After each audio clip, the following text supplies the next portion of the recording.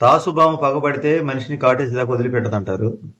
కానీ బంధువులు పగబడితే కుటుంబాన్ని అంతం చేసేదాకా వదిలిపెట్టరు. అంత భయంకరంగా ఉంటుంది దాయాదుల పగ, బంధువుల పగ. కానీ ఒకసారి గొడవ జరిగి ఒకసారి విభేదాలు వచ్చిన తర్వాత వాళ్ళు అది ఎలా పగపడతారంటే చాలా సంవత్సరాలు వెయిట్ చేస్తారు. ఎప్పుడు దొరుకుతారు మన మీద దాచుకున్న పగని. పాము తొందరగానే బయటపడింది, కానీ వీళ్ళు ఎట్టగాదు, చాలా సంవత్సరాలు వెయిట్ చేస్తారు. వెయిట్ చేసి దొరికాడు రా ఇప్పటికి అని చెప్పి అందరూ ఒక టీం అయి ప్లాన్ చేస్తారు. మనకు సపోర్ట్ చేసినట్టు చేసి తీసుకుపోయి వేస్తారు గొంతులో. ఎవరినైనా నమ్మండి కానీ మనుషులను అసలు నమ్మొద్దని ఒక సినిమాలో డైలాగ్ ఉంది. అడవిలో జంతువులాగా బతకాలండి. ఎందుకంటే వాళ్ళకి మనం ఏం చేయాల్సిన అవసరంలా. మనం వాళ్ళకన్నా ఏదో టైంలో గొప్పగా బతుకుంటే వాళ్ళు పతనం అయ్యేదాకా వాళ్ళు వెంటాడుతూనే ఉంటారు.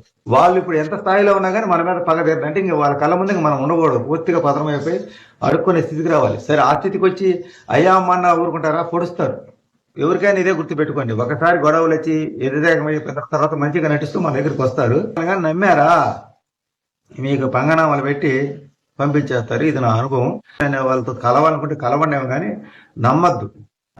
నమ్మిదిరా సిద్ధ మునిగితిరా అన్నట్టుగా ఇది పరిస్థితి. పరాయాడి కన్నా సానుభూతి కలిగింది, కానీ అయినోడు మటుకు సస్తున్నప్పుడు మంచిలు కూడా పోయాడు. కోపం వస్తేమో ఇది వాస్తవం.